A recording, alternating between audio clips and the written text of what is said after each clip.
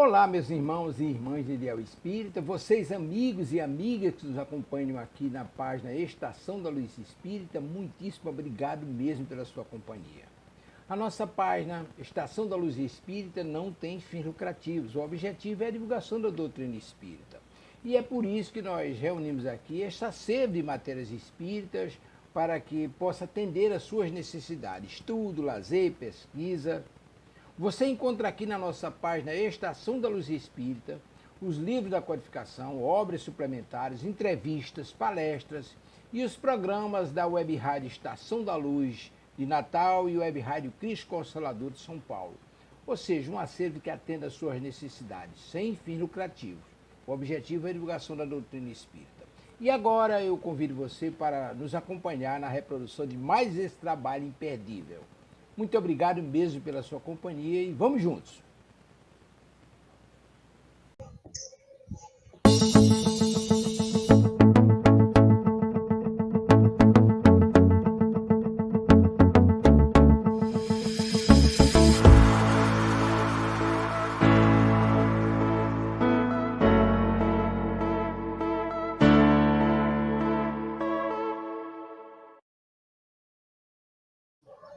Bom dia a todos e todas que nos ouvem, que nos assistem, que nos acompanham pela Web Rádio Cristo Consolador.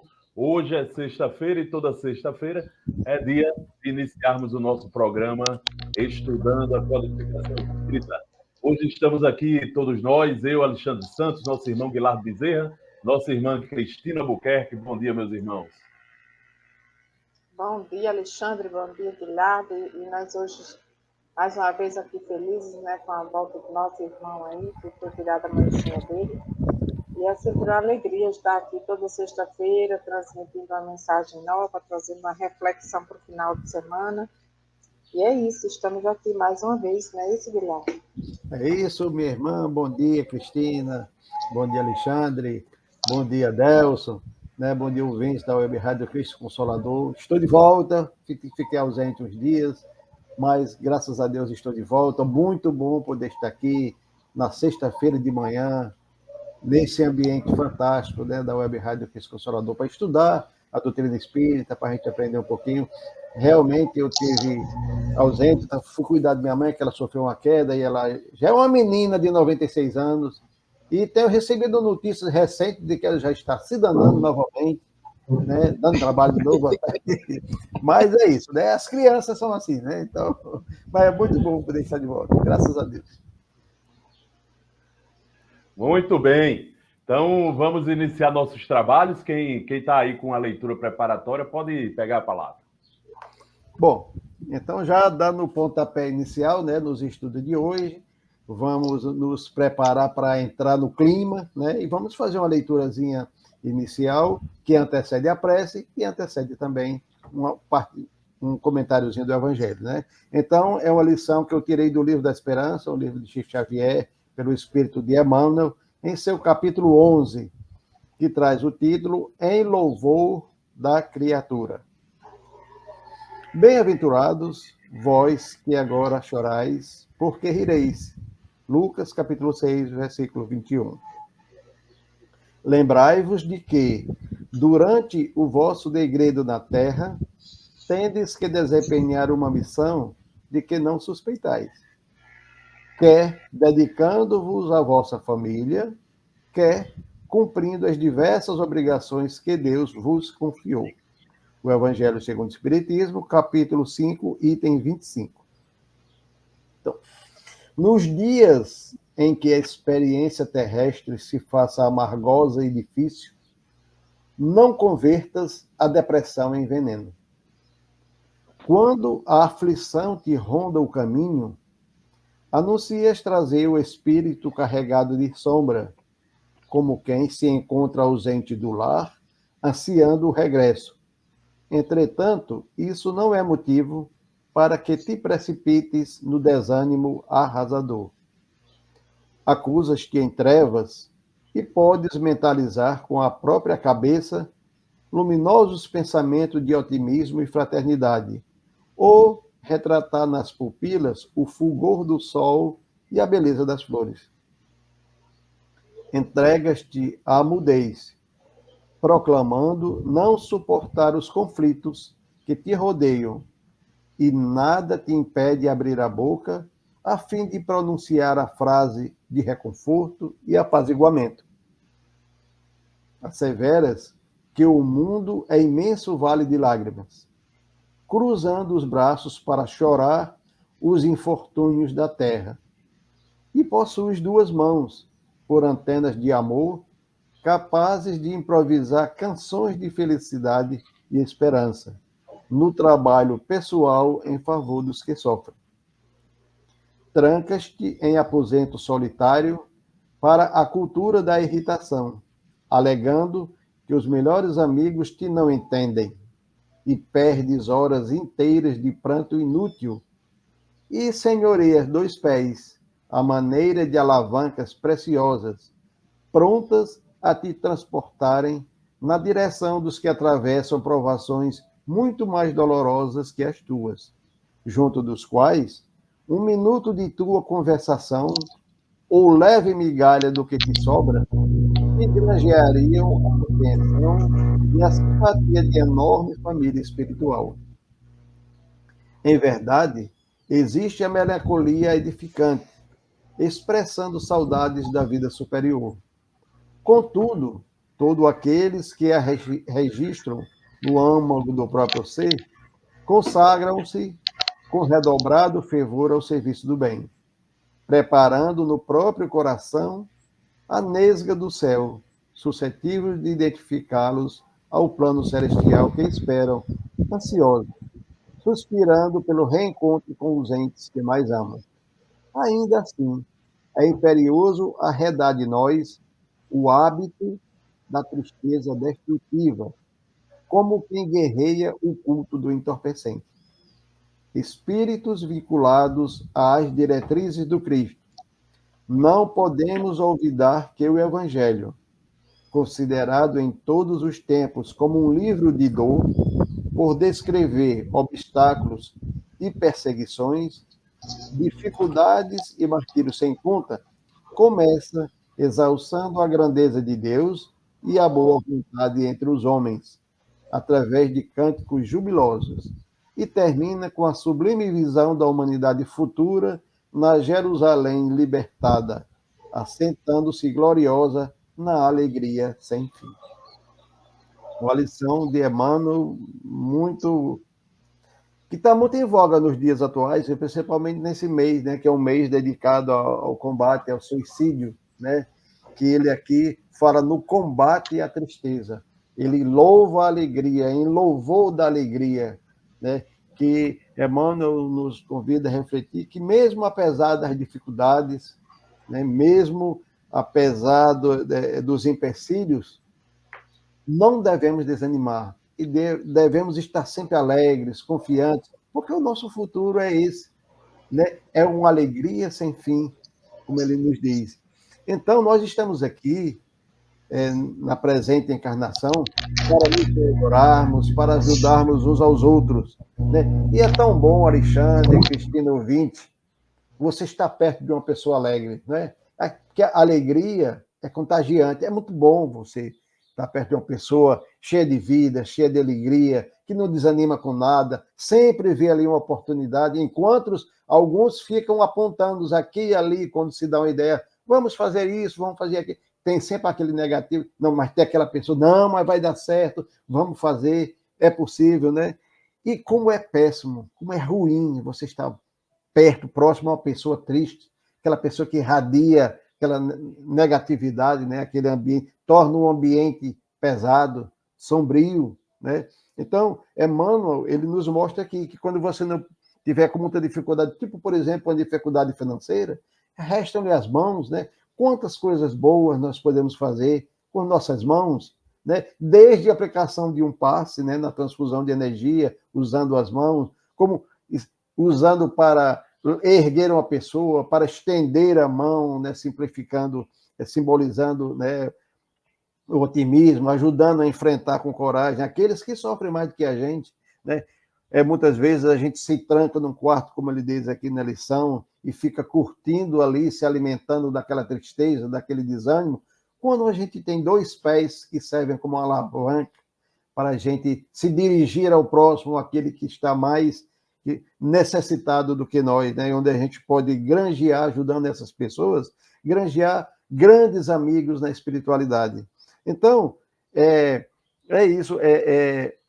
A tristeza, ela deve ser combatida, como ele diz aqui, como quem combate a guerra aos tóxicos, às drogas, né? Porque realmente ela leva somente a desgraça. Aí eu fico imaginando aqui, Alexandre, Cristina, como ele fala aqui, de que você sempre tem algo que você pode fazer, embora que você, não, eu não posso fazer isso porque eu não tenho dinheiro, eu não tenho tempo, mas Deus deixa sempre uma portinha aberta, uma oportunidade. Olhe por esse lado que você vai conseguir, você tem como fazer alguma coisa por alguém. Porque quando a tristeza quiser se abater de você, é através do auxílio aos outros, né, daqueles que estão sofrendo também, que eu vou atrair alegria para mim. Aí eu me lembro sempre, eu gosto de citar o grande Jerônimo Mendonça, o gigante deitado, porque para aqueles que alegam que não podem fazer nada, que o mundo é isso, que o mundo é aquilo, que é uma desgraça, que não tem jeito, o Jerônimo Mendonça foi uma pessoa que não lhe restou nada. Ele não podia se mover, só podia ficar deitado, não enxergava, a única coisa que lhe restou foi a voz. E foi com essa voz, a única coisa que lhe restou, que ele fez um grandiosíssimo trabalho. E uma de suas palestras, o título, quem procurar no YouTube vai ver, A Alegria de Viver. Olha só, o que uma pessoa como ele tinha, mas ele mostrou que mesmo nas condições dele, era possível ter a alegria de viver. Por quê? Porque ele estava sempre ali, ele era uma pessoa que cantava muito bem, e as pessoas iam lá para se animar, ouvir aquela voz de esperança, aquela de ânimo, ele cantava, contava piada, era sempre uma pessoa, nunca se maldizia, né? Era sempre através da alegria. É por isso que eu gosto também de ver muitas palestras do Divaldo, porque ele usa também através das anedotas sadias, né? Torna um ambiente agradável, alegre, e aí o ensinamento flui, entra mais tranquilo. É muito bom você estar perto da pessoa alegre. Então, olha, uma pessoa como Jerônimo, que só lhe restou a voz, e ele fez dela um instrumento grande. Imagine se ele tivesse a alavanca dos pés e a bênção das mãos, o que ele não teria feito. Mas é isso, meus irmãos. Então, é muito boa essa reflexão de Emmanuel, que nós possamos ser contagiados pela alegria, não nos deixemos abater, porque a gente sabe do que a tristeza pode levar, né? Até onde ela pode levar.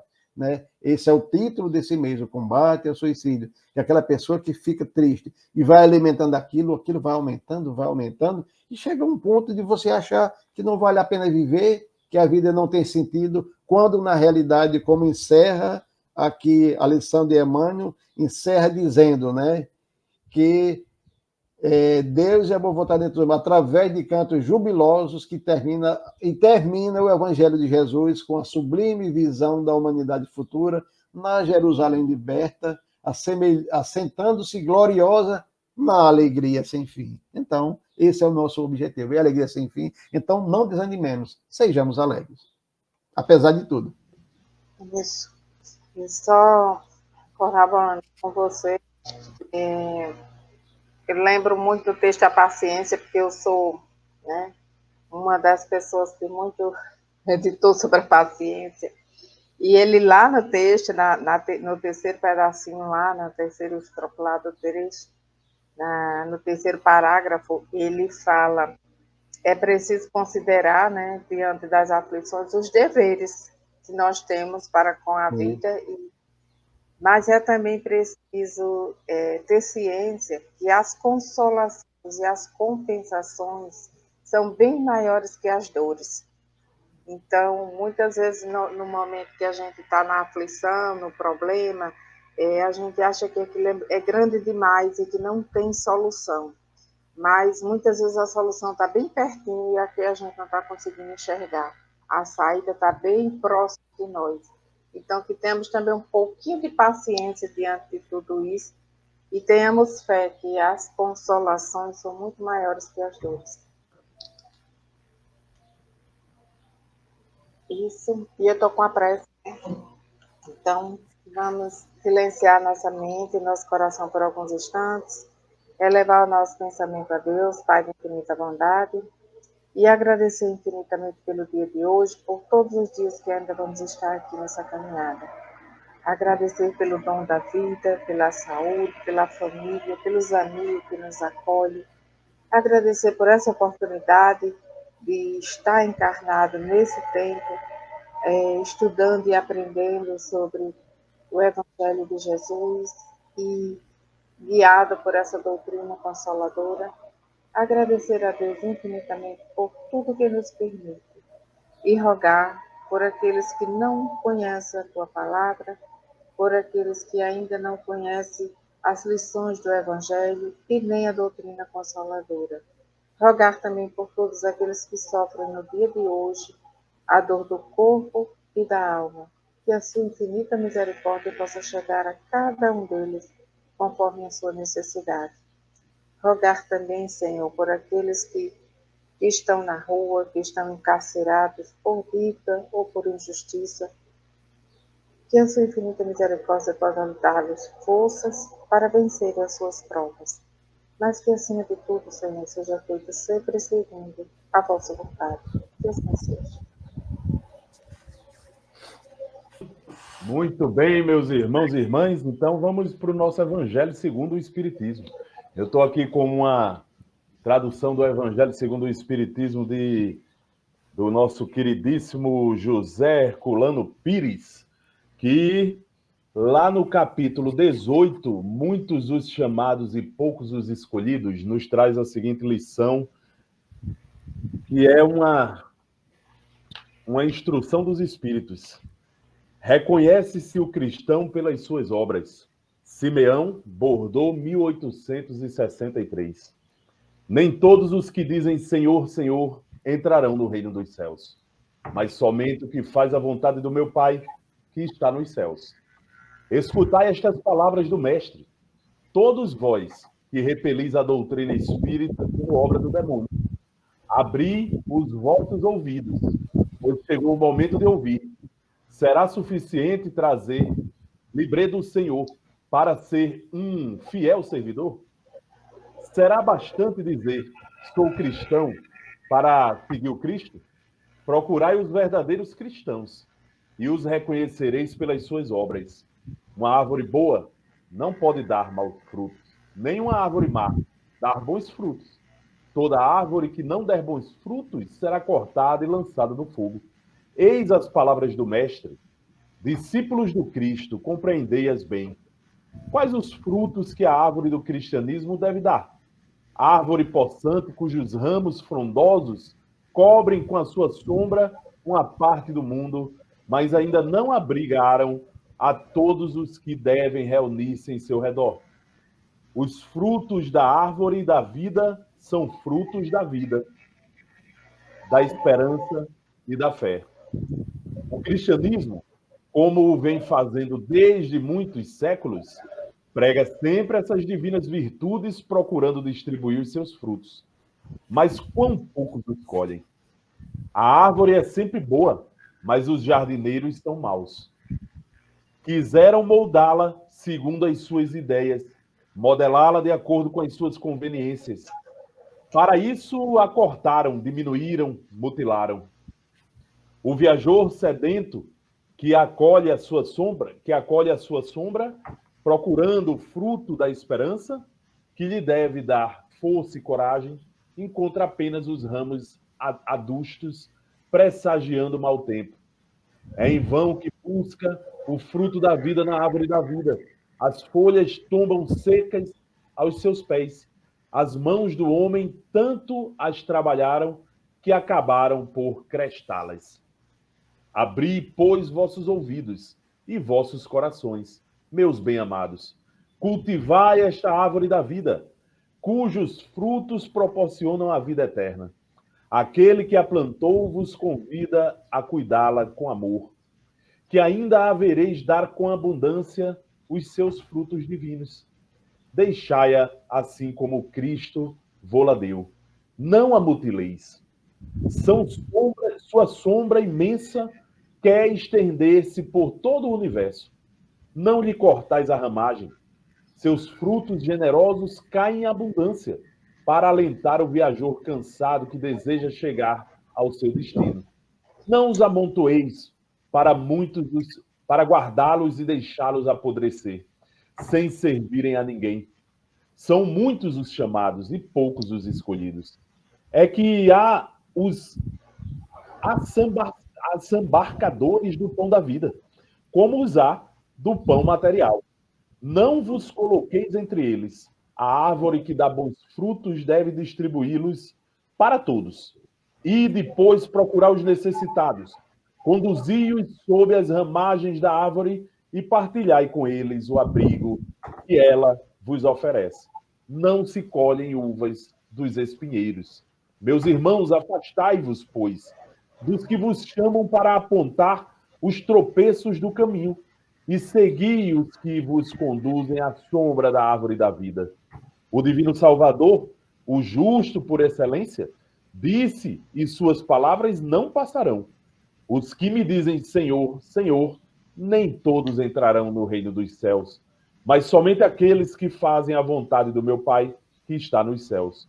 Que o Senhor das bênçãos vos abençoe, que o Deus da luz vos ilumine, que a árvore da vida vos faça com abundância a oferenda dos seus frutos. Crede e orai. Essa mensagem, trazida pelo Espírito Simeão, gente, lá em 1863, encontra-se hoje, principalmente nessas quadras do mundo chamada Brasil, encontra-se hoje muito viva. Mais viva do que nunca. Nunca na história do nosso país a gente viu tanta gente se dizer cristão, mas fazer tudo o contrário do que Jesus pregou e do que Jesus disse. Então, é preciso que a gente abra os olhos para essas pessoas, pessoal.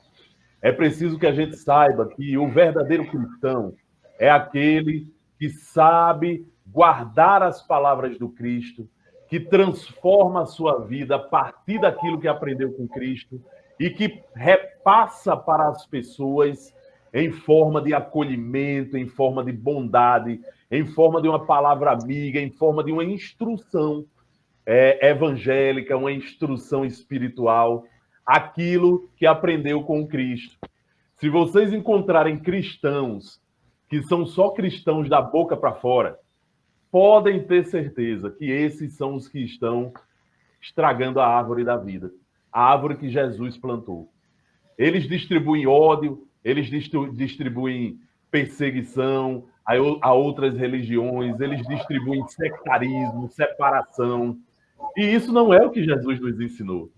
E mesmo que digam, eu sou cristão, a gente deve lembrar das palavras do próprio Cristo, dizendo, aqueles que dizem Senhor, Senhor, nem todos entrarão no reino dos céus.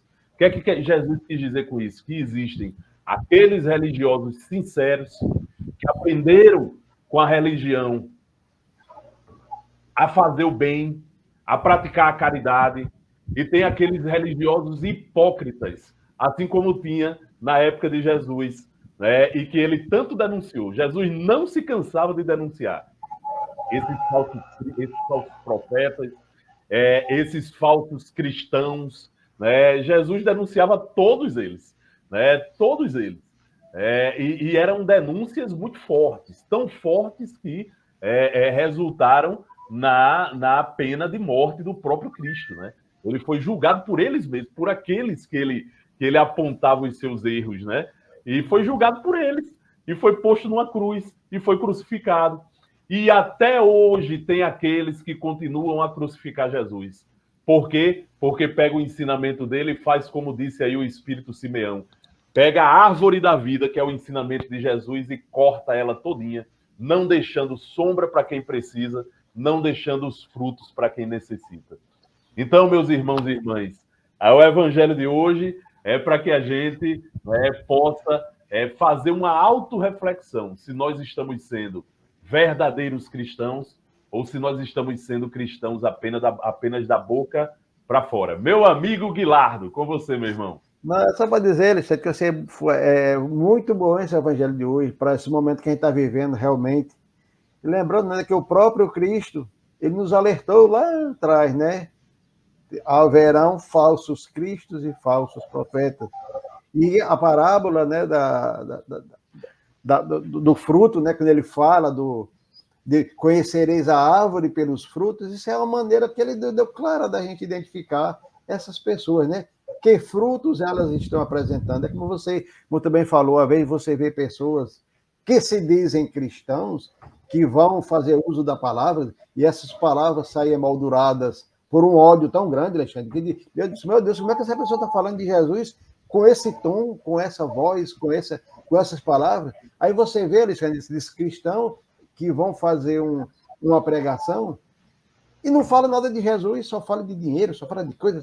Dizer, cadê os frutos, né? Cadê os frutos? Cadê a mansidão? Cadê a doçura? Cadê o amor? Cadê não faça aos outros aquilo que não queria que vós fizessem? Então eles evoluíram, né?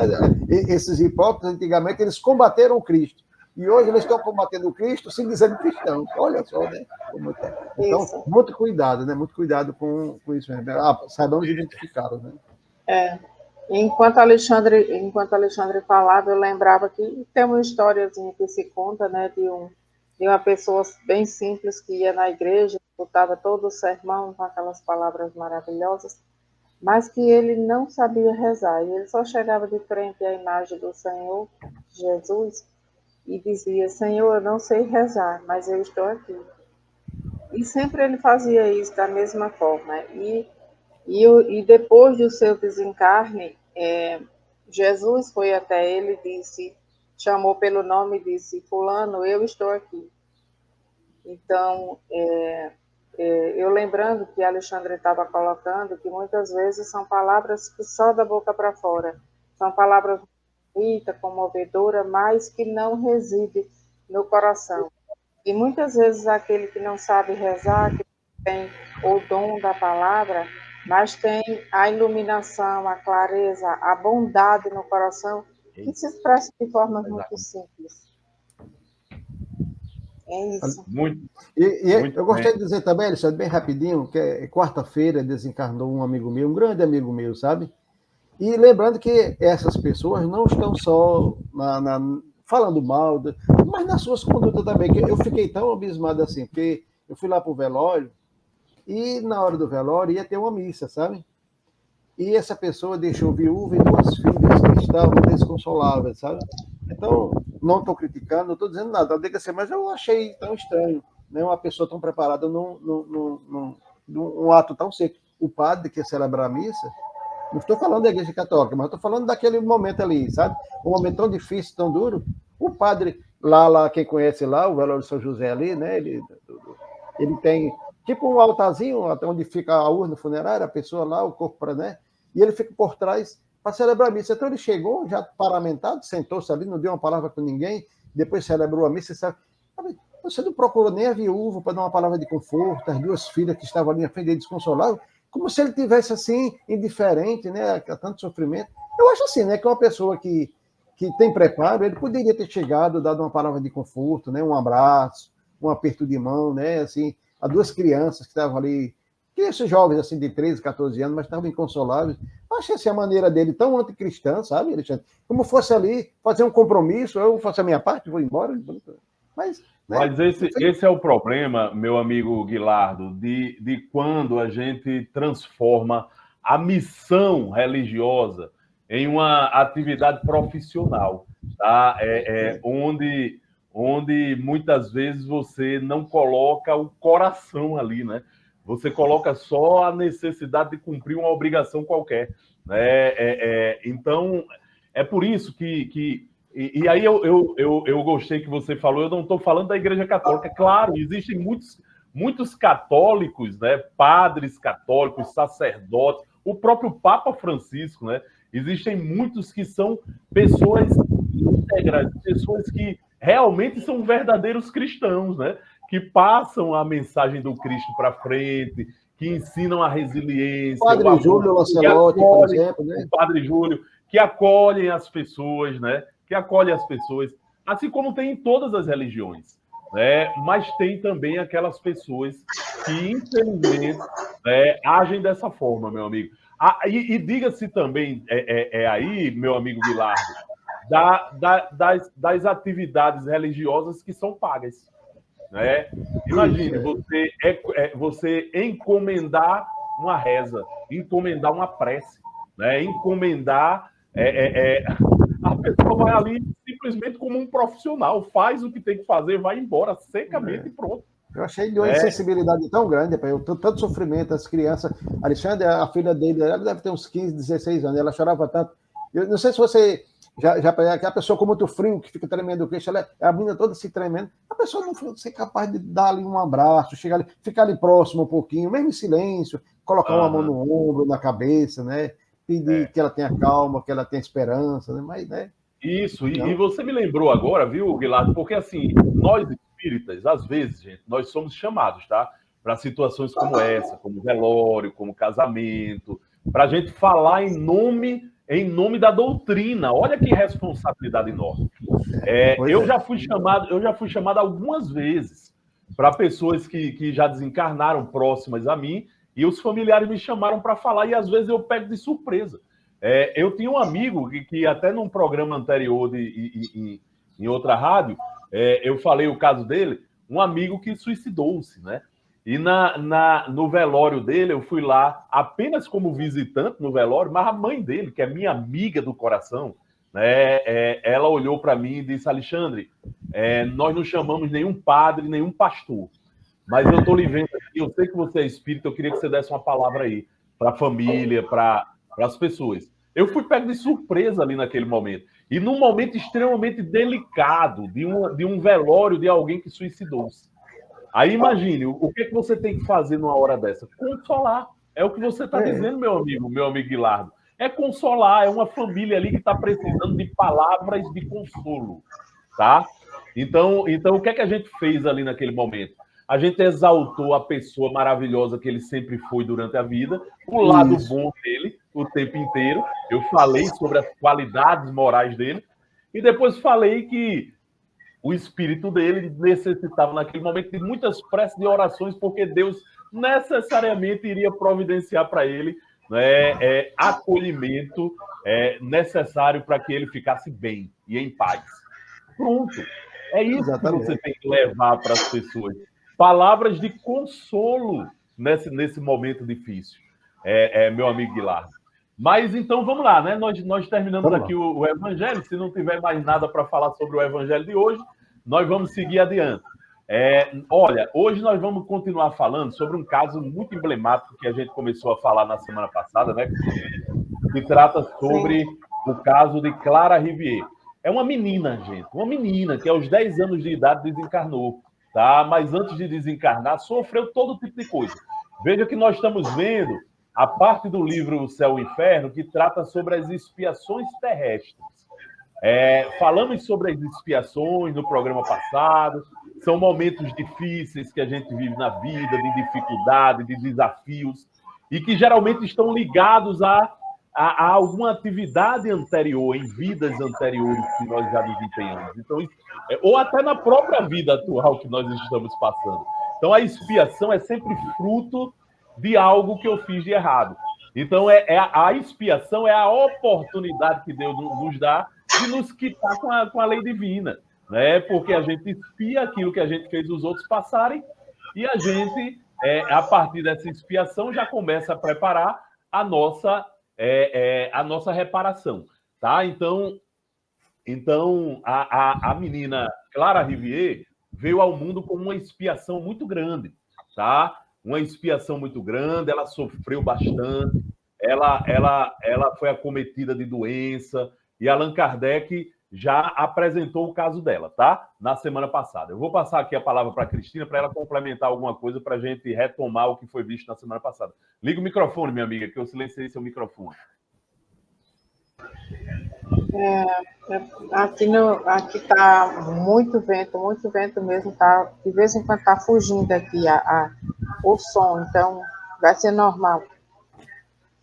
Então, Clara, né, como nós já havíamos comentado no programa passado, era uma menina que estava com 10 anos, né, quando desencarnou, mas desde os 4 anos ela sofria com bem doente, bem debilitada, mas era uma criança que não se permitia desanimar. E muitas vezes, quando os pais desanimavam, ela os animava, dizendo que não tinha medo da morte, que ia ser muito melhor do que onde ela estava, que uma felicidade incrível a esperava.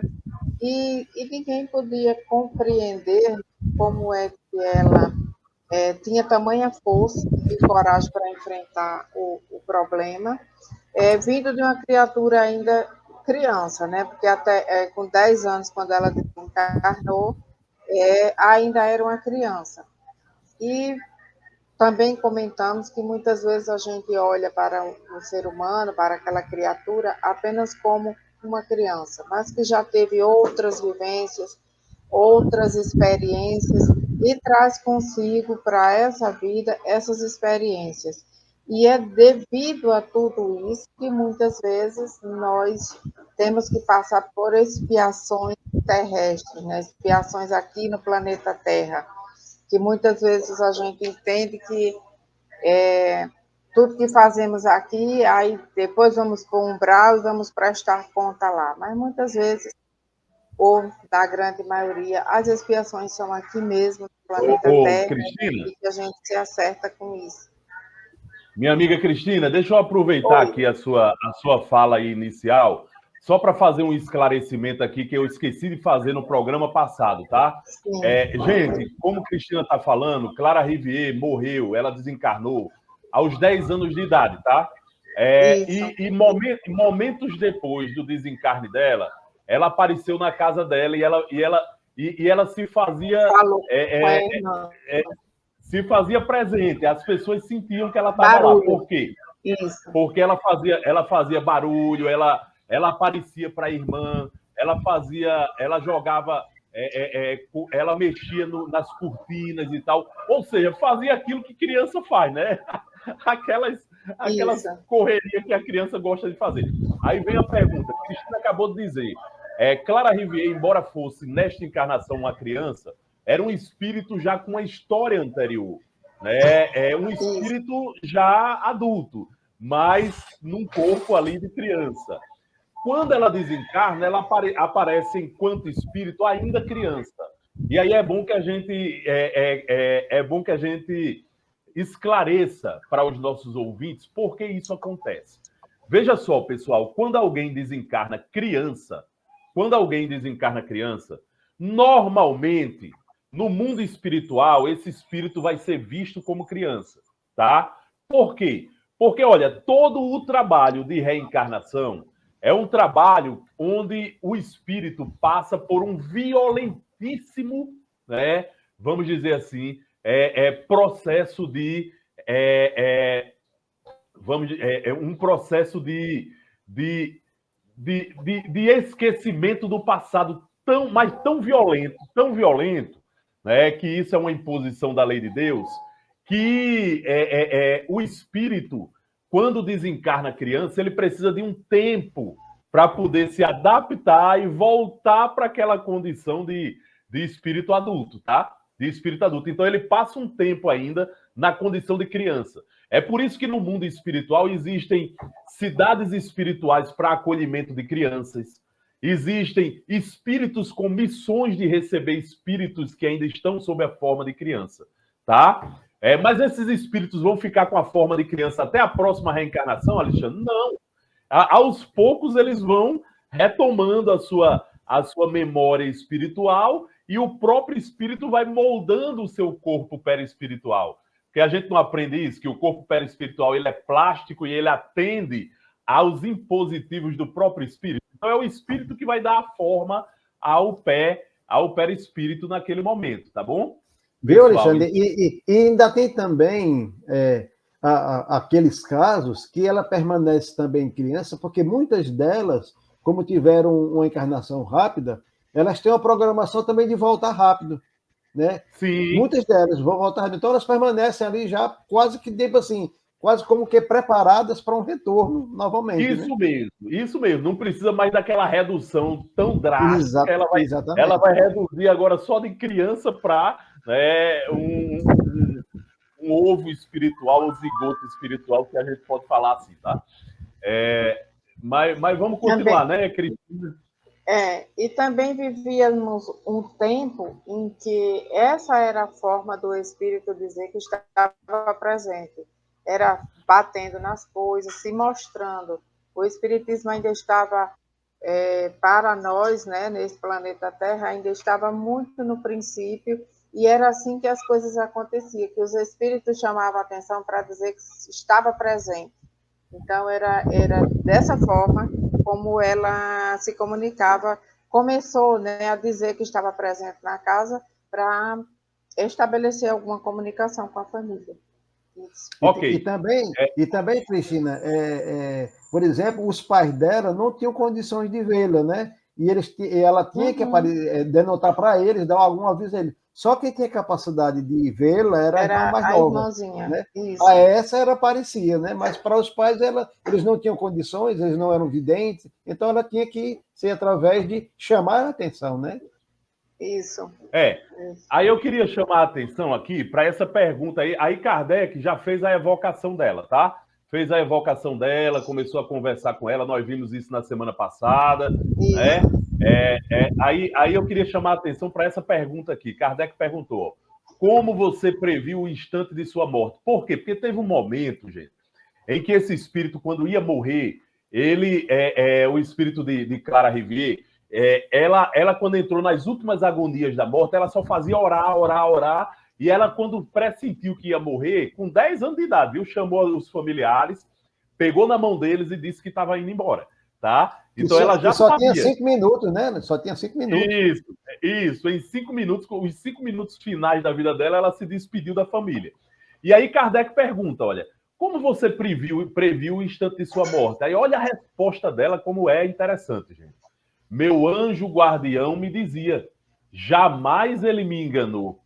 Jamais ele me enganou. Aí eu queria chamar a atenção exatamente disto. Olha só, falamos aqui de anjo da guarda. Pessoal, e aí é preciso que nesse momento, deixa eu interromper aqui essa apresentação, porque eu quero passar outra coisa aqui para vocês, olha. Nós vamos agora, sabe para onde? Lá para o Livro dos Espíritos. Deixa eu ver o Livro dos Espíritos. Está aqui o Livro dos Espíritos, olha. Esperar um pouquinho aí enquanto aparece aí para vocês. Já apareceu? Já. Pronto. Olha, aqui no Livro dos Espíritos, nós temos uma parte do Livro dos Espíritos que trata sobre anjos da guarda, espíritos protetores, familiares ou simpáticos. Olha, anjo da guarda é uma coisa, espírito protetor outra, espíritos familiares outra, espíritos simpáticos outra, tá? Aí aqui na questão, eu ia dizer artigo 489, acostumado em estudar os artigos. Aí, na questão 489, ó, há espíritos que se ligam a um indivíduo em particular para o proteger? Kardec perguntou. E os espíritos respondem, sim, o irmão espiritual é o que chamais o bom espírito ou o bom gênio. E na questão 490, Kardec pergunta, que se deve entender por anjo da guarda? O espírito protetor de uma ordem elevada. Qual a missão do espírito protetor?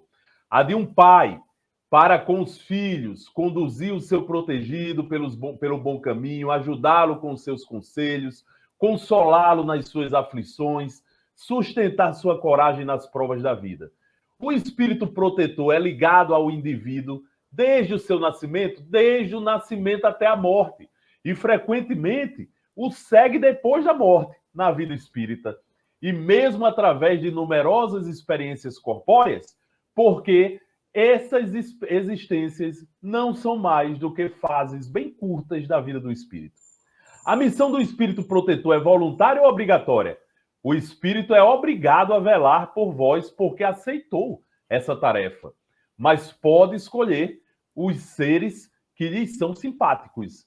Para uns, isso é um prazer, para outros, uma missão ou um dever. Então, deixa eu parar um pouquinho aqui para a gente conversar um pouquinho sobre esses espíritos protetores e anjos da guarda. Porque isso é importante, para a gente esclarecer na visão espírita como é que isso acontece. Então, veja só, pessoal, quando a gente fala de de espírito, de anjo da guarda, que é uma denominação católica, né? Allan Kardec está usando uma denominação católica. Por quê? Porque a religião mais comum na época, na França, era católica, gente. Então as pessoas conheciam a linguagem da Igreja Católica. Por isso que Kardec vai buscar os espíritos, dos espíritos, esclarecimentos sobre anjos da guarda. Porque era a ideia que se tinha na época. E o que é que os espíritos dizem? Que eles são espíritos que nos protegem. E que eles são espíritos missionários. Então, olha, anjo da guarda é uma missão, gente. Ser anjo da guarda é uma missão espiritual que você assume no mundo espiritual. Aí ele pergunta, é voluntário ou é obrigatório? Primeiro voluntário, quando você aceita. Depois que aceitou, passa a ser obrigatório. Você vai se dedicar só àquela pessoa. Aí o anjo da guarda, ele pode se afastar? Ele pode assumir outras funções mais urgentes, tá? E aí ele se afasta e outro assume. Ou ele pode se afastar quando ele tenta lhe influenciar, porque eles estão o tempo inteiro tentando nos influenciar a partir de pensamentos intuitivos, tá? Então, ele tenta. Se você cria um bloqueio, seja em razão da vida que você está levando, né? Seja em razão da sua falta de crença nas coisas, ele vai se afastar. É como se dissesse, eu vou me afastar e vou deixar ele à própria sorte. Ele não está aqui querendo saber de mim. Eu vou me afastar. Aí ele se afasta. Mas no momento em que a gente passa algum problema na vida que chama, né? Chama como, Alexandre? Quem foi que nunca, diante de um problema, disse, Jesus, me ajude? Você está chamando seu anjo da guarda.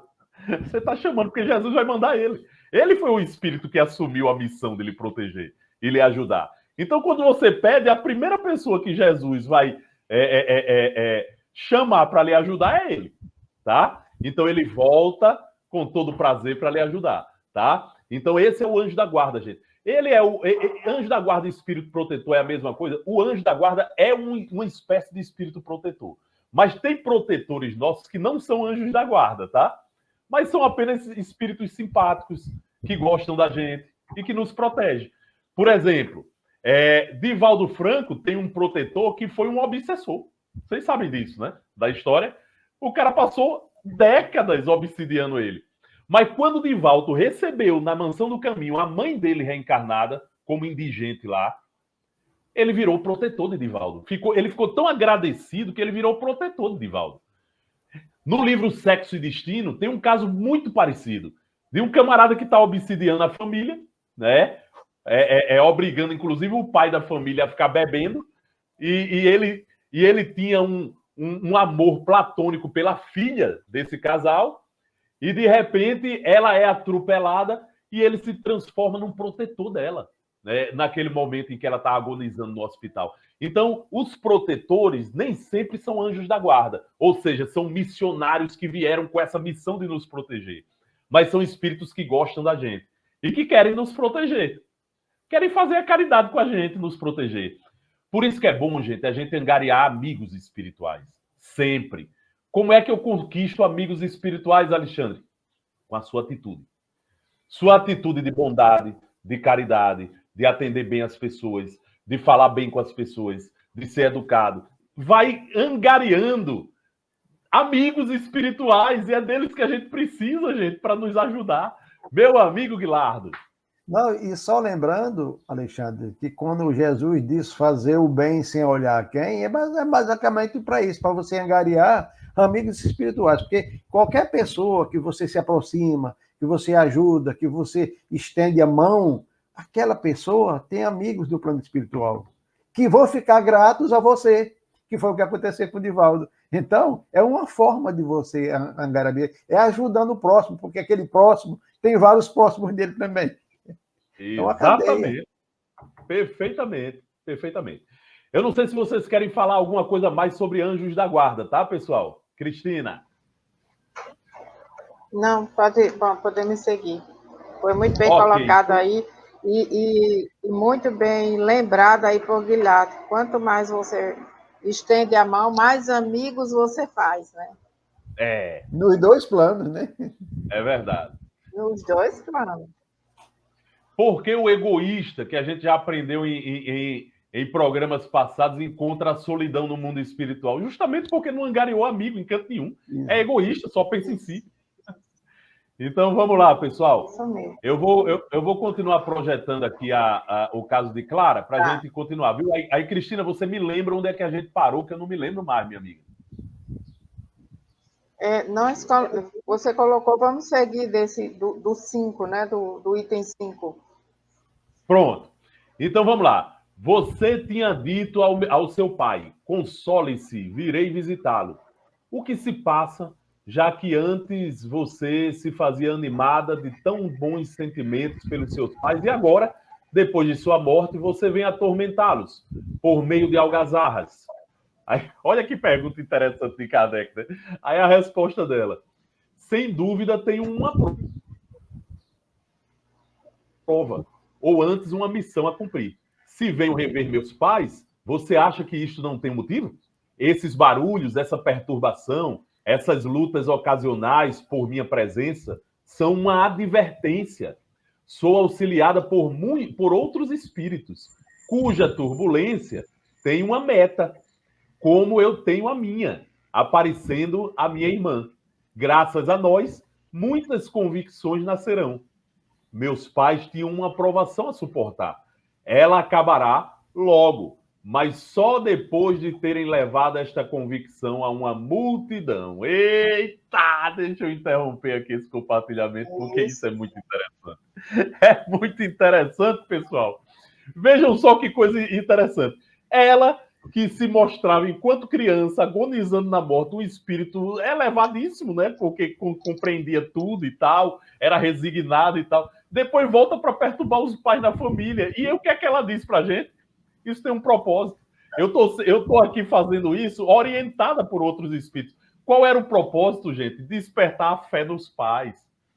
E disse que só ia parar, essa aprovação dos pais dela só ia parar quando eles fossem levar essa convicção para a multidão. Ou seja, aqueles fenômenos era para despertar a crença na vida futura dos pais e que eles fossem reprodutores desse pensamento na sociedade, passados para outras pessoas. Olha só, às vezes perturbações não são perturbações. O que parece ter uma perturbação é um chamado de atenção para nossas missões, gente, espirituais. Cristina. Muitas vezes é o que diz o Evangelho, o mal é o remédio.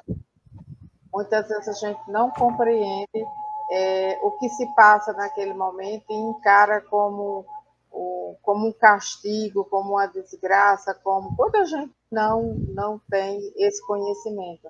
Mas veja o que se passou com Clara, numa idade ainda tão criança, e quanta convicção ela tinha de felicidade, de um outro mundo, de uma outra situação, e não terminou sua tarefa nessa encarnação, apenas quando desencarnou. A sua tarefa ainda não estava concluída.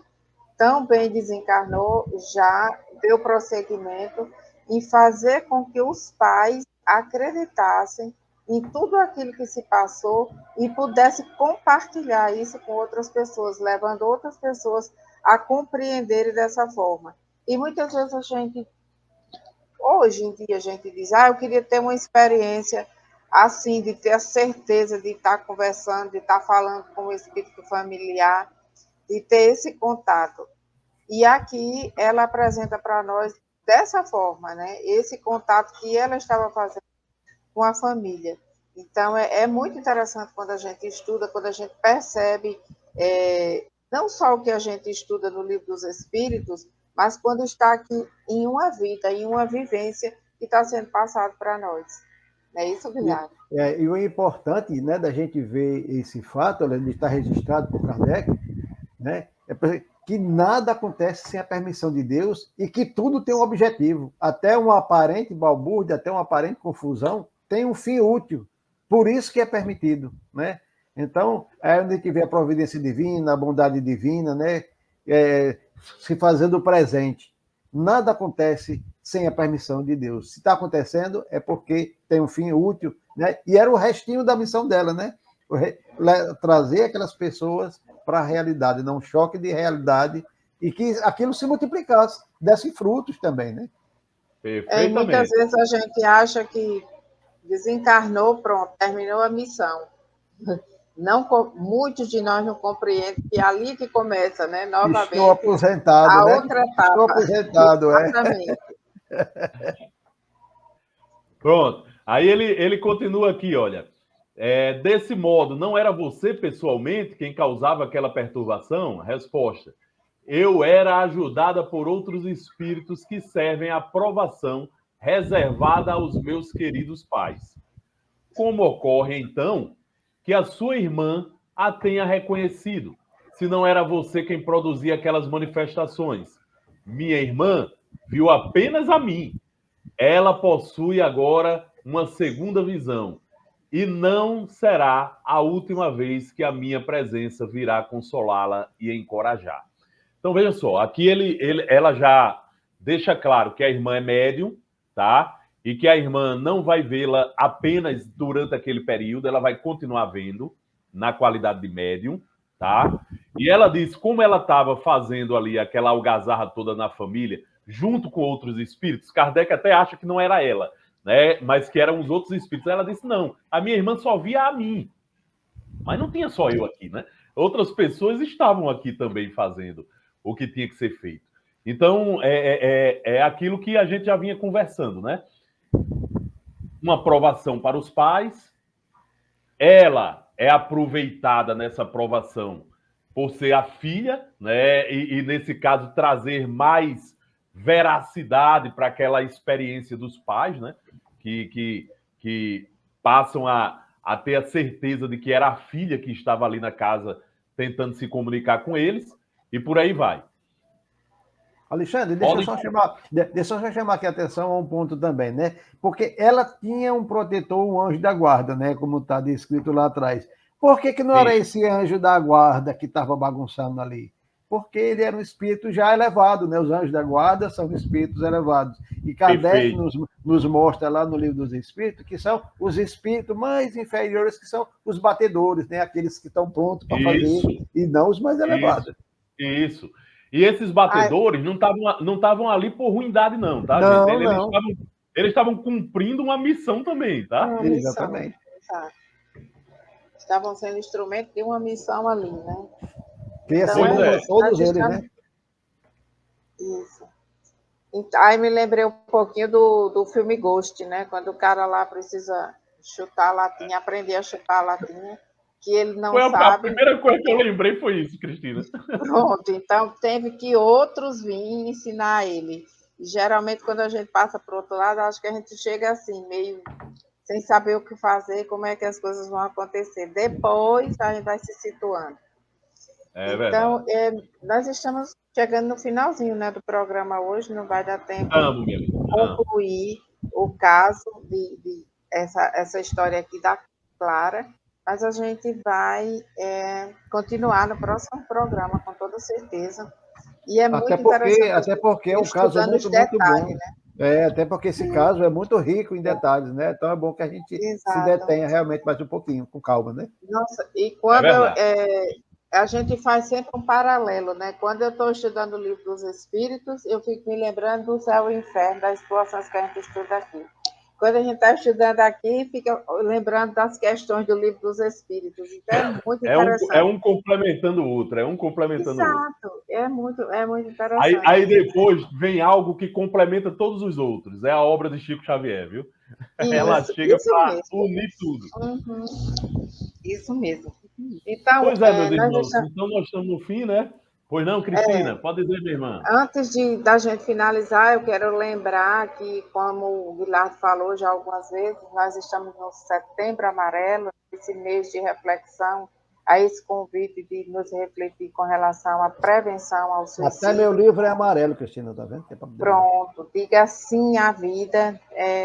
E hoje, às 15h30, nós vamos estar com uma divulgação, né? Uma distribuição de panfletos de lacinho amarelo lá no Midway, no cruzamento do Midway com o IFRN. Então, se vocês passarem por lá, quem passar por lá e ver pessoas de camisa amarela, com a bandeirinha, com o lacinho amarelo, que nos apoie nessa campanha para que possa chegar realmente a quem precisa, a quem está precisando de ajuda, a gente possa levar essa mensagem de encorajamento e que ele busque ajuda em algum lugar, seja numa igreja, no templo, no hospital, numa UPA, com psicólogo, com psiquiatra, mas busque ajuda, não desista da sua vida, porque é o nosso bem maior dado por. Muito bem, minha irmã. Nós vamos aqui agradecer agora aos os amigos e amigas que estão aí interagindo nas redes sociais. Francisco Paulo de Azevedo Fernandes, Maria do Socorro Franco Costa, Elitelma Santos e Maria Helena. Muito obrigado pela audiência de vocês e até a próxima quarta, se Deus quiser. Cristina fará aí a nossa prece final. Isso.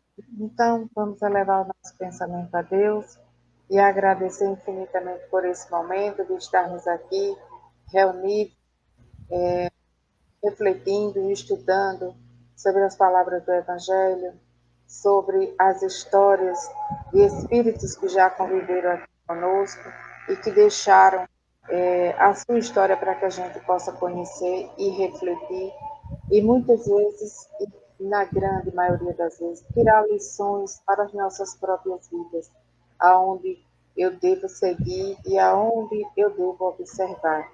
Agradecer a Deus por esse momento e rogar pelo nosso planeta, pelo nosso país, Brasil, rogar a Deus que ilumine a mente dos sonhos, que a luz possa chegar, porque passamos por momentos de grandes dificuldades, cidades onde as queimadas estão atingindo de forma violenta, pessoas com problemas respiratórios, e a destruição do planeta, né, da natureza, que isso prejudica tanto a todos, até a própria sobrevivência nossa aqui nesse planeta. Então, que Deus, em sua infinita misericórdia, possa chegar ao coração dessas pessoas que, de alguma maneira, pensa diferente e possa trazer a luz para que ele possa contribuir para o crescimento do planeta e para a alegria de todos nós. Agradecemos a Deus infinitamente por tudo e rogamos também por todos aqueles que sofrem no dia de hoje a dor do corpo e da alma. Que Deus, em sua infinita bondade, possa chegar a cada um deles, dando forças para vencer as suas provas. Mas que, acima de tudo, Senhor, seja feito sempre segundo a vossa vontade. Que assim seja. Um bom final de semana para todos, para aqueles que podem descansar, né, que hoje é sexta-feira, e para aqueles que trabalham, muita força e energia para o trabalho do final de semana. E até a próxima oportunidade, com a graça de Deus. Que é já, viu? O tempo passa rápido. Pronto, Valeu, estávamos pessoal. com saudade dessa frasezinha final aí. Valeu, pessoal. Até a próxima. Chegamos ao final da nossa atividade. Muitíssimo obrigado mesmo pela sua companhia e espero você no próximo evento.